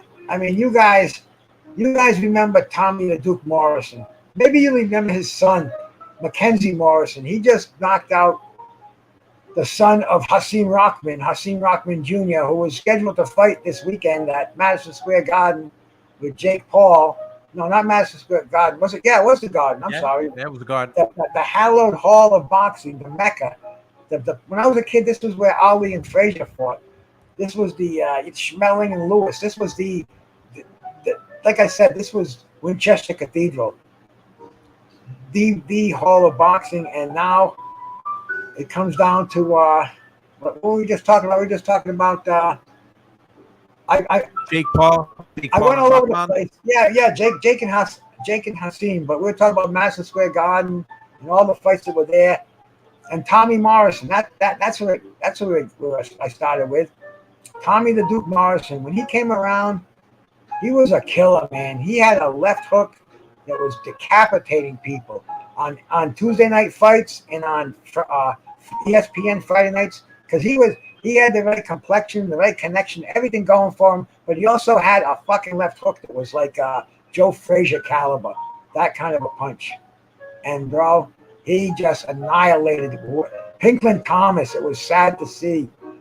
They were bringing former champions and former contenders and feeding him guys like Tony Tubbs, and he was just decking him with that right hand, man. Just that left hook. I'm sorry, that smash. And then he beat George Foreman, and then they put him in line to fight Tommy. They put him in line to fight Ray Mercer, gold medalist in the '88 Olympics.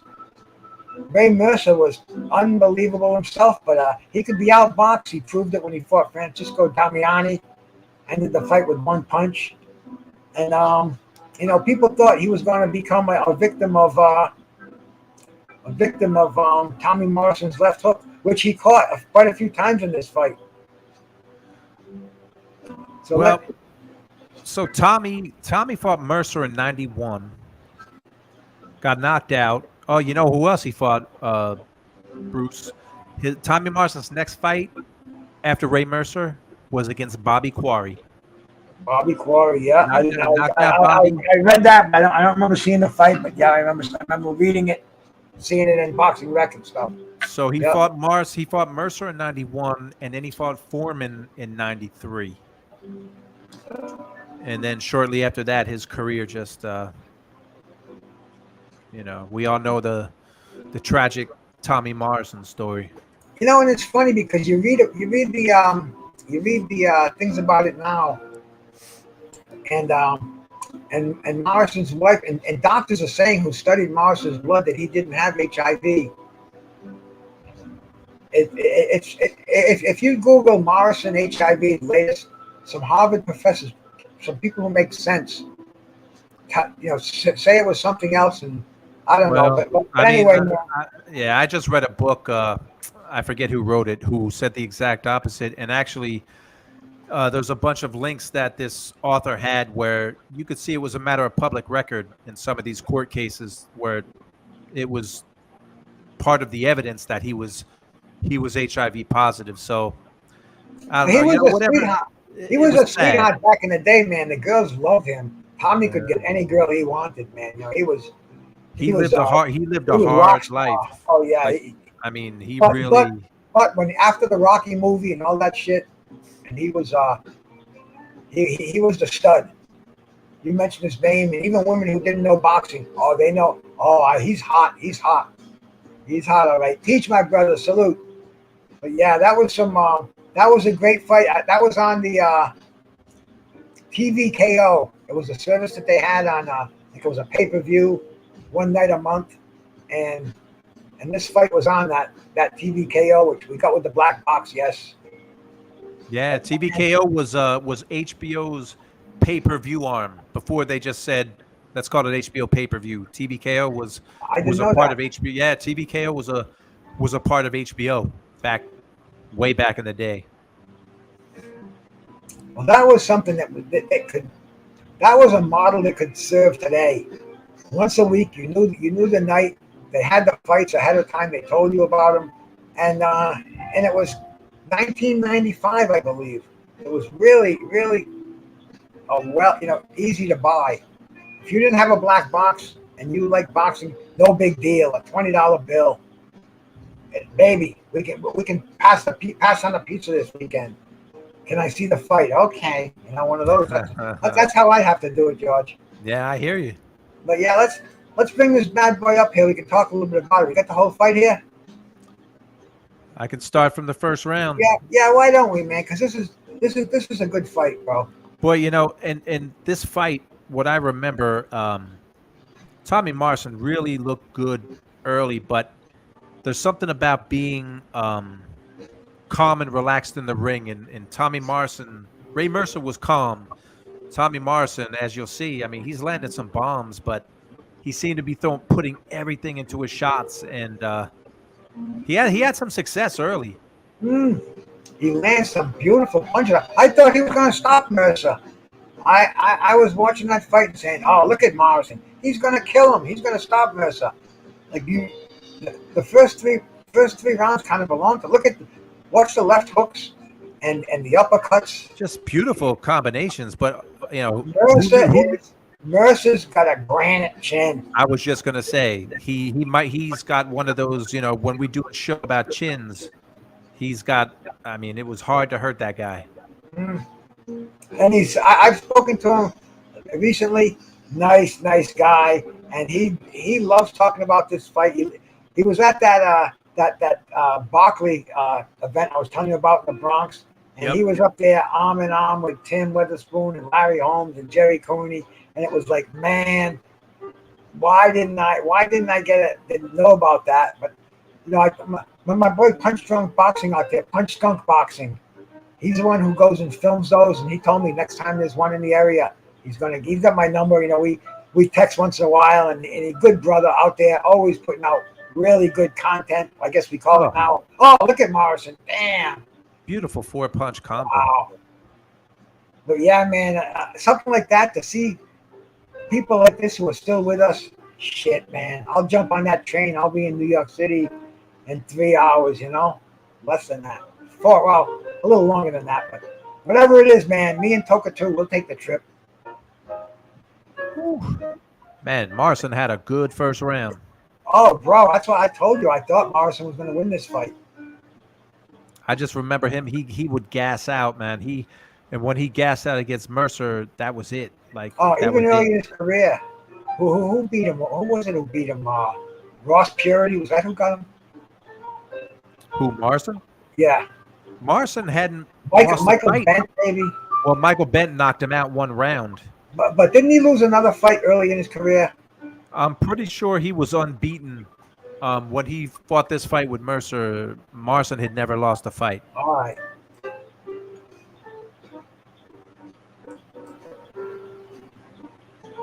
Oh, look at body and head. Yeah. Oh, yeah. He was just so good in the first round here. And Tony Perez, legendary ref, who just kind of and see that's why the refs, man. This guy had refereed so many great fights. You would be, Tony Perez, no problem. He lets him mix it up. He's not going to stop a fight prematurely. No, stop a fight prematurely. Tommy, right. Almost got killed there, but I guess you can't really judge them all on past performances so much. Right. And Morrison's trying to end it early. He knows he can hit Ray Mercer. And he's throwing everything he's got into it. I guess he doesn't understand how the solid chin, the recuperative powers that Ray Mercer has. Well, I mean, the shots he hit Mercer with, if most heavyweights would have at least went down. Yeah, boy, eat the sleep. I mean, but Morrison had good hand speed. He would go body and head. But stamina, nerves. Mercer, all you can say is the fucking chin and the condition of Ray Mercer. He was at his peak here. And even when he fought Larry Holmes, it wasn't a question of condition. It was a question of Larry was just up for that fight, and he said a boxer's going to beat a slugger any day of the week, and he just trained like that. He showed him, I'm not Tommy Morrison. And this is rare because Mercer's moving backwards. He didn't move backwards in many of his fights. Oh. So he's showing Morrison respect. How can he not, George? You're running that too fast, you might go night-night. Morrison punch. So. I don't know if Mercer knows how good his chin is, because maybe that's why he's not taking the chances. But Morrison nailing him square, and he's not going anywhere. He's got that foundation. Look how he just has his feet planted. Then he's strong too. He got a strong base and core. So when he does take that shot, his body's strong enough to absorb it, so he's not all over the place. Being in recovery time to take the blow and bounce back. Everybody don't have that. He's got the skills. So he wasn't a heavyweight in the Olympics. He was a heavyweight, but Riddick Bowe was the super heavyweight. Super heavyweight. So they were in the same Olympics together, the '88 Olympics. But Mercer had to watch his weight, whereas Riddick Bowe, he proved that. He was when these guys were amateurs, they were spot on as far as they keeping their weight under control. But once they became contenders, once they became champions and shit, man, even Mercer was huge.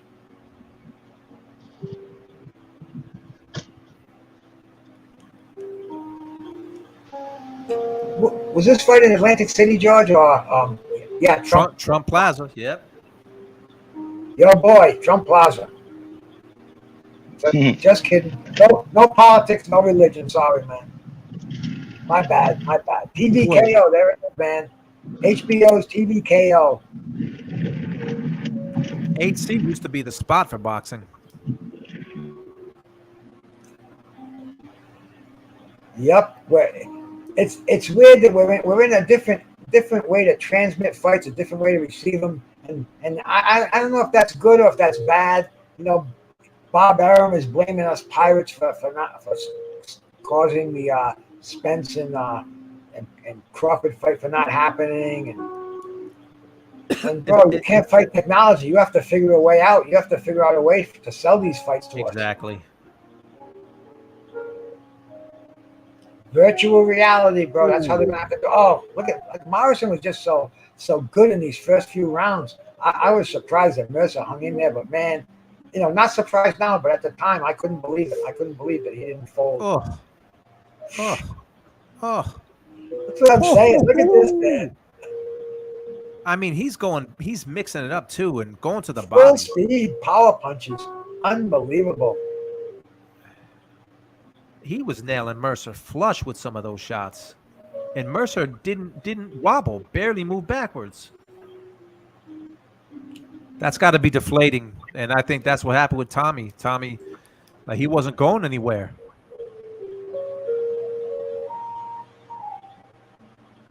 I should have ran that at the bottom of the screen. I forgot.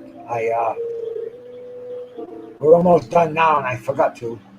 So I would have to see if I can.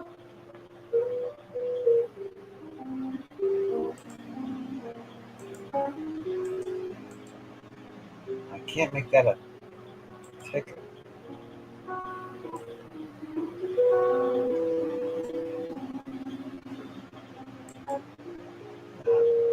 Oh, well. Well, I'll have to keep it like that. But anyway, man, tomorrow night, Scotty the Bulldog Olson. Check with us at 7 p.m., George. You going to be able to make it, brother? Yeah, I'll be there. All right, man. This is one of the flyweights in this same Olympics that Ray Mercer was in. He's Canadian. He fought Michael Carvajal. He won Pan Am Games. He was an Olympian. He's going to be interesting, man. I spoke to him a little bit today, and he's looking forward to it as much as we're looking forward to talking to him. And it's going to be a lot of fun. That's what we like to do, bro. We like to do it on a weekly basis, and we just got lucky. We can do a kind of like almost like a double header over here. We got the Tuesday night fights, and we had a nice chill over here tonight with Chad and with G5 and yourself. And I sent Trick out an invite. He'll probably join us tomorrow.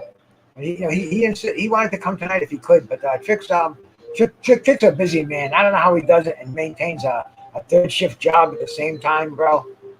Look! Oh, Tommy Morrison just left hooks after left hooks and right hands. Man, wow. Now you can see why I did not think Mercer was going to make it out of the beginning of this fight. Boom! Wow. Okay, Ray. I get you. You're here. You see that, Tommy? I'm not done yet. This is the fateful third round, isn't it? I think the knockout is in the 6th. This is the 4th right here. Okay. So we still got a couple more rounds of exchanging here. But the first 3 rounds were, Morrison probably won all 3 rounds. And it's just weird to see Mercer boxing, but he's starting to nail Morrison with some counters. Ooh. That's something I wanted. And Mercer's haven't hit his best round of the fight.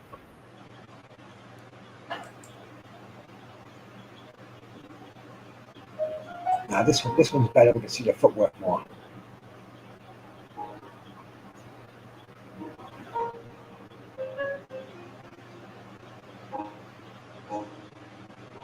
Man, yeah, Tommy.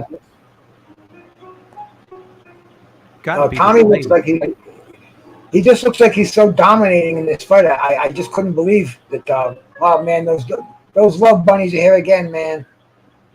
Any of you lonesome hearts, man, make sure you tell them that George Jakovic sent you, and you can get in touch with him at One Round with George. That's my side hustle right there. So everyone go to Love Chat XYZ. I knew it. I said, damn, they don't come here. The last couple of weeks, there's only 2 things I can associate it with. George wasn't here, and the Love Bunnies weren't here. So you gotta now do what you gotta do. Now they're giving us a double dose of friendship over here tonight, man. Well, it's got to be deflating for Morrison. He hit this guy with everything. Left hooks to the body, right hands, and Mercer's still there, and you could see Tommy's mouth is open. So you know your stamina when you're an athlete, and I'm sure Mercer was like, damn, my gas tank is getting low, and this guy's still in front of me, and he's starting to hit me now. He's sucking it up, man. No doubt about that. So it's got to be deflating because Morrison's mouth is open. Breathing in heavy. You know those. Now, your punch resistance goes down because you fatigue. So, yep. And then we're gonna see.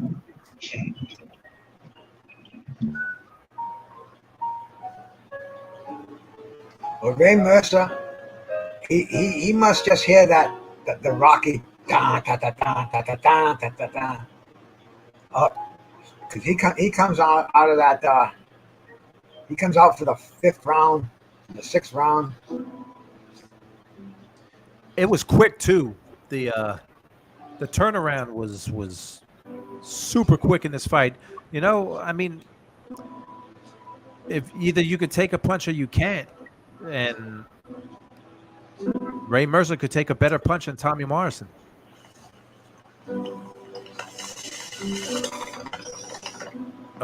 This is the knockout round, Bruce. This is the 5th.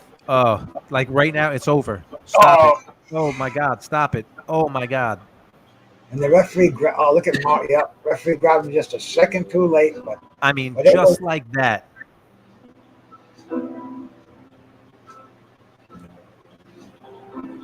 Oh, that was quick. So brutal.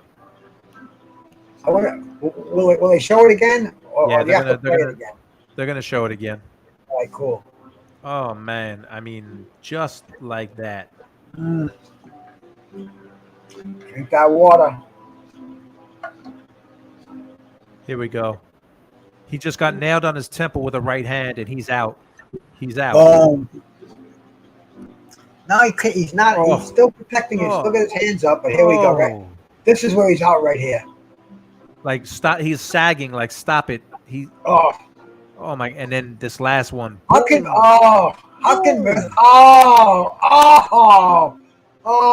the ref doing? It looked like he was tapping Mercer to move back.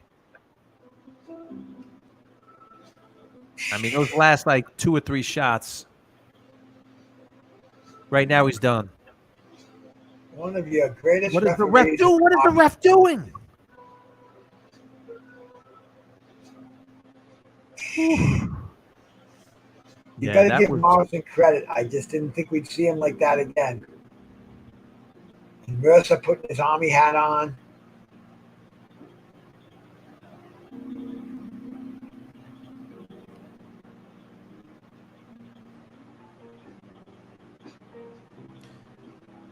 And that was the story of Tommy the Duke Morrison. And that was the WBO Heavyweight Championship too, by the way. Yep. Which he forfeited it right after this fight. He didn't want to pay the sanctioning fees. Didn't want anything to do with a belt that nobody ever heard of. Which right now is considered as good as any of the other top 4 belts out there. But yeah, man, look at Morrison in that corner. And he definitely, well, I don't know what to say, man. His brain was, they said, some say he had a form of brain cancer. Just a tragically short life, man. And this fight was, he was the undefeated Great White Hope coming up. And this was, he ran into the badass Ray Mercer, undefeated fucking killer, former gold medalist.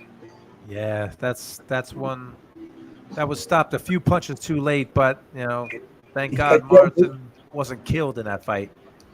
Joe Goosen working for HBO with the microphone there. All right, yeah, man, that was 18-0. Cool. Yeah, they were both unbeaten for this fight. So,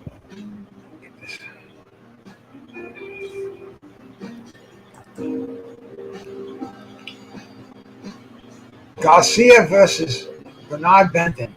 Let's pull that one up. We got one more fight to see. That's a suggestion of my bro Nick M out there. UGC, salute my brother. Let's see if we can find that fight here, bro.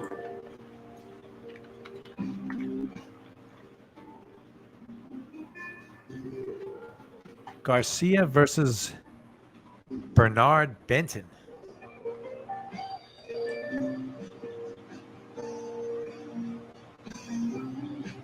Yeah, bro. We got let's see. We got the highlights over here. Garcia Benavides. No, I don't see. Oh, is that what he meant? I don't even know who Bernard Benton is. No, I don't either, man. Nick M, you must. Nick M, give us some more detail. Clarify that one, bro. We'll check the fight out, man. And don't forget to go to Love Chat XYZ, the best adult. Hey, I'm going there. I'm going there, bro.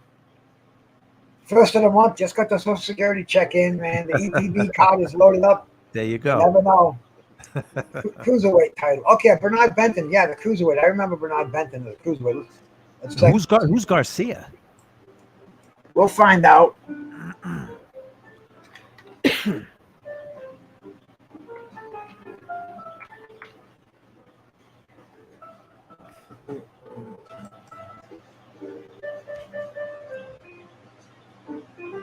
Damn it!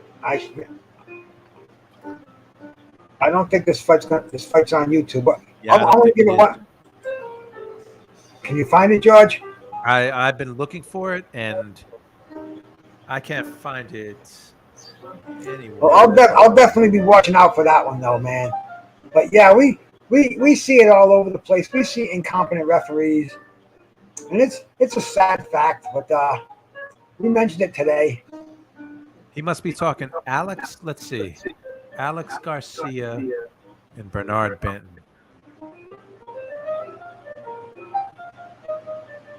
Last shot. Let's see. Looks like I found something, Bruce. Oh, here we go. We might have something, brother. So hang on. Let me. I think this is it. So it's a 3-minute 30-second clip.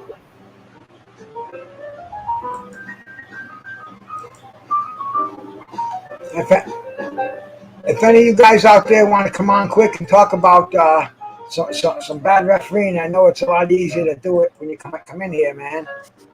What the heck, man? We got room here. It's a Tuesday night fights, and I'm in no hurry to go, George. I'm feeling pretty good. I'm sitting under the air conditioner here, and I know it's even nice and it's a lot warmer outside, but I'm too lazy to shut the air conditioner off and open the windows. I hear we're in for a heat wave over here in New England, man, so I might just leave it on. Alex Garcia and Bernard Benton. Bojack and Ike Williams. We're getting all kind of requests over here, man. Bojack and Ike Williams. Wow, that's going way back. That is, bro. But then again, George, I think I go way back, and people who hang with me, they got to go way back too, bro. We get in the way back machine. We got one to put up there yet? Yeah, it's in. You see it? So this is a 3-minute 30-second Garcia and Benton. I've never seen this fight. So it looks like Benton is getting hammered all over the place though.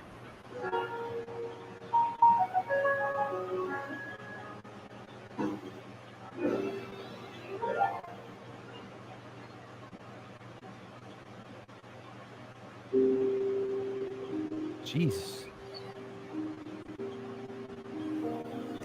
Why isn't the ref stopping this? Really? Is there a referee involved in here? And he's counting? Oh my God. Wow. Oh, he just waved it off after he made sure he was alive. Is that what he did, Dan? This is that's a bizarre one right there, bro. Kind of patted him on the back. Wow, that was stopped about 20 punches too late. Whoa. And Bernard Benton, what year was that? That looked like USA. Looks That like a was USA. fight. Yeah. That's us, bro.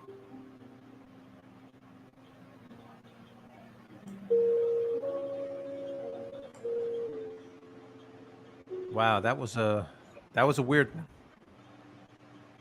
That's the cool thing about this, man, because our chat gets involved with us, and they can shout out fights where they think the referee screwed up, and we can play them on here and we can chop them up. And like I said, I just dropped the link in there if anybody wants to come on here and join us panel of boxing geniuses over here, man. We got G5, I got George Jakovic, and then you got Bruce Gas, man. All gas, no brakes, buckle up. We're over here for Tuesday night fights. I'm smoking some good gas over here, my brother. I'm almost at home. So, yeah, I had to make some runs. So I was like, yeah. Chen Smoke, salute, my brother. I appreciate you coming on here, man. Make sure you give us the thumbs up. Thank you for sliding by, as they say. Get them views up, G5. I'm trying to catch up to you in subs, man. Oh, I kind of had a little small influx. Yeah, we just keep chugging along, doing what we're doing, talking boxing. At least I have. I had about 20 people that liked me in here tonight, and they were sticking around for a while. We dropped down to 11 now. But, bro, on a Tuesday night, damn, prime time, 37 million channels out there on YouTube, and we can get viewers, any viewers.